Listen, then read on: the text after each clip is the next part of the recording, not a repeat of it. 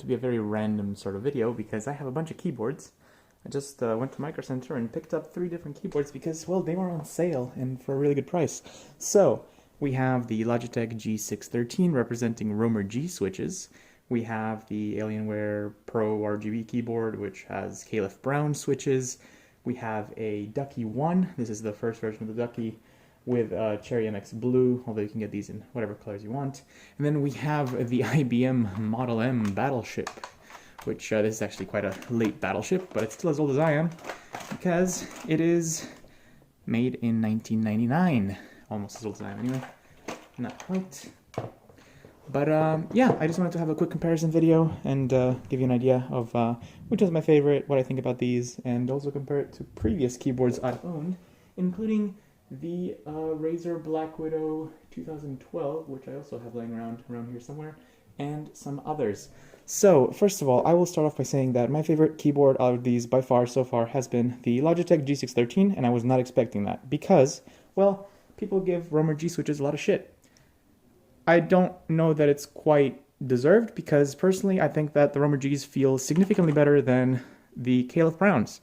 Now, I've also had MX Browns. I think MX Browns are better than Caliph Browns, but they're in the same kind of general feel overall, and Caliph Browns are just kind of scratchier, especially the spacebar on this keyboard is utterly atrocious, I think. So, yeah, that being said, I think Romer Gs are just fine. I think they feel great. They're not too loud. They're a little bit, I don't know, odd feeling, but if you've used MX Browns, you know what I'm talking about. It's a good keyboard, I think. The only problem with this keyboard is that it's not backlit. That being said, it is wireless. It is both Lightspeed and Bluetooth, which is great. If you want to switch to something like the iPad I have over there on the provided stand that comes with the Logitech, because it comes with a little stand that will hold something like the new iPad just fine, and you can always decide you want to type and switch between 2 devices like that, which I think is absolutely fantastic. And the connection has no lag whatsoever, even on Bluetooth. I was very surprised that Bluetooth is as responsive as it is. If you are having issues with this keyboard, mind you, you should update the firmware on it, because that is an issue it has. It also has dedicated media playback keys, which are, of course, not mechanical, but they work just fine. The keyboard itself has a built-in wrist rest that you cannot remove. It's got flip-out feet that only have one position, and then it's got a battery compartment and also a place to store the unifying receiver it comes with, which is nice. It uses the Logitech gaming software, not the same software that something like the MX Master uses, so keep that in mind. So if you have something like a Logitech gaming mouse, that's fine. Otherwise, you'll have to use 2 different pieces of software. Again, not backlit, uses AA batteries, but the batteries should last you a year. So putting this to the side, it's also quite a bit larger than most of the keyboards here, except the Battleship, obviously, but it's also the quietest. Another weird thing to notice, just real quick, is that if I press a key, you will hear a bit of a ping. That's from the steel backplate on this thing kind of resonating, and I don't know if it's the best sound. I'm not a huge fan of that, but otherwise the keyboard is quite nice, and if you can get over that, it's great. Alright, next, the Alienware, the most disappointing of all of them. Caliph Brown switches, nothing special about it. It does say it's RGB backlit, but it's RGB backlit only with this strip, and the Alienware logo, which you can use to turn it on and off. Otherwise, fairly basic keyboard, some volume controls there. Only nice thing I can really say about it is I like the custom macro keys on the side, like the Logitech. I'm a big fan of these sort of buttons on the side. I think they're very useful for macros. I don't care about games very much, but they're very useful for productivity applications. I do a lot of things where it's useful to have sort of multiple keys being pressed. Again, the illumination for what it is very tasteful, I think, and should fit some setups very well. I do like the fact that it has dual flip-out feet on both sides, so you can use 2 different sort of angles.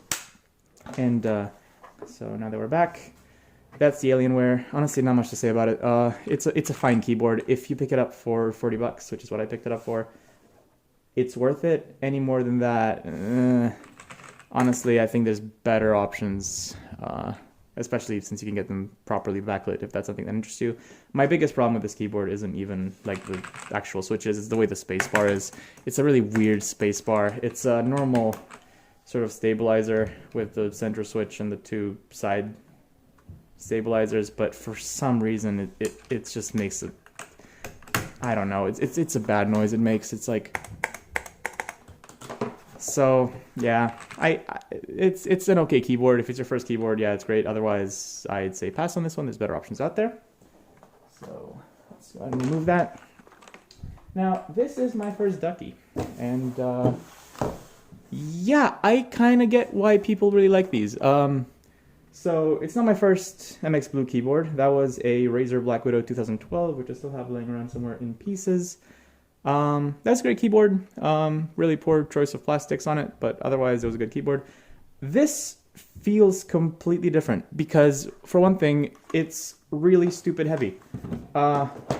It's about as heavy as a Battleship. Now, this is a late Battleship, so it's a very light Battleship for what it is. It's not one of the original huge, super thick ones. But for what it looks like and what it is, it's a lot heavier than I'd expect. So, yeah, that's that. Honestly, it's really nice. It's got the dual flip-out feet.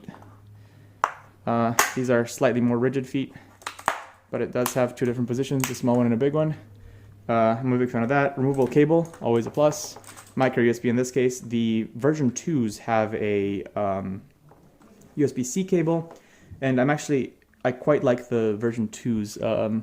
These keycaps are double-shot ABS plastic, which is quite good, but the version 2s are a double-shot PBT, which is much nicer. Now, blue backlighting on this, yeah, it looks gorgeous. I don't think the camera is doing it justice.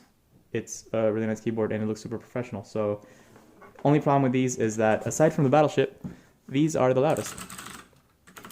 But they do feel great. I am fastest on the G613. I do about 105 words per minute with one mistake or two mistakes. Slightly worse than this, about 103 with 6-7 mistakes. But that's also because it's so loud. You have the normal sort of layout with the Ducky sort of media control keys and the calculator button, which of course you don't need any drivers for. You can watch other reviews for this, but there's different sort of lighting modes and whatnot. It's a Ducky. It's going to have all the cool lighting effects.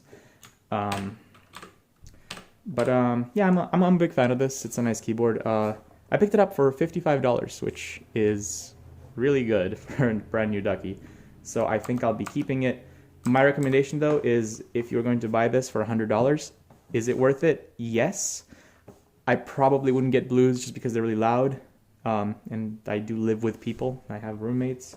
But yeah, definitely a worthwhile keyboard. If you're a wrist rest person, probably get a separate wrist rest and you'd be set. But yeah, this is a really solid keyboard. The nicer thing about the new one is, again, USB-C. You get the PBT keycaps, which a lot of people are fans of. I'm a fan of them myself. They're a little rougher.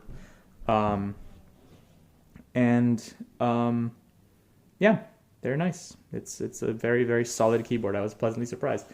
I don't know about the Model M Battleship. Here it is. It's huge. It's heavy. It's got more flex to it than the Ducky somehow because it's huge and it's one of the later ones. It's got the classic IBM springs, which are by far the loudest.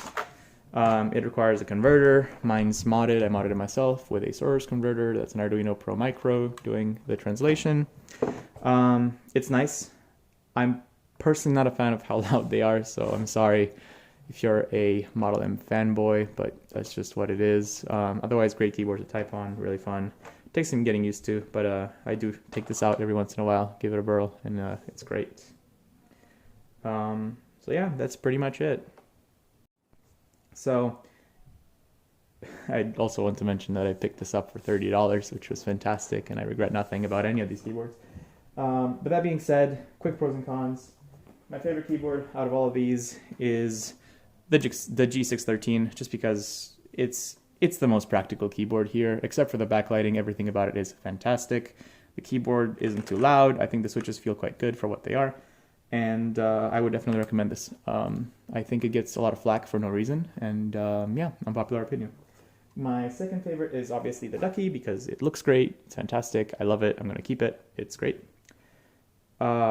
Then, well, the IBM is also great, and it's a classic in its own right. I wouldn't use this on a daily basis because it's allowed, but I do love it, and it's part of my my favorite piece of my collection that I have here. There's a whole bunch more stuff at college. And my least favorite is the stupid Alienware because it is cheaply made with Chinese switches. And I know that there's an argument that, you know, Cherry has degrading quality and things like Otemu Browns are better than Cherry Browns nowadays. But these particular K-Lift switches are not great. The space bar is atrocious. The keyboard itself isn't backlit, and the keys themselves are ABS, but the legends are printed on. You can kind of tell they're printed on, so this is going to wear out. It's going to be bad.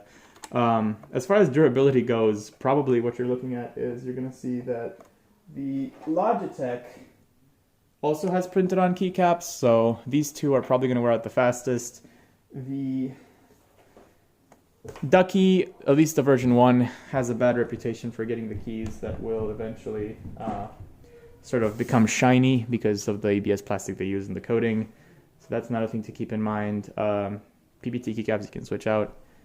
And then, well, the Model M is also eventually going to wear out, I guess, if you use it too much, just because these are not laser engraved, as far as I know.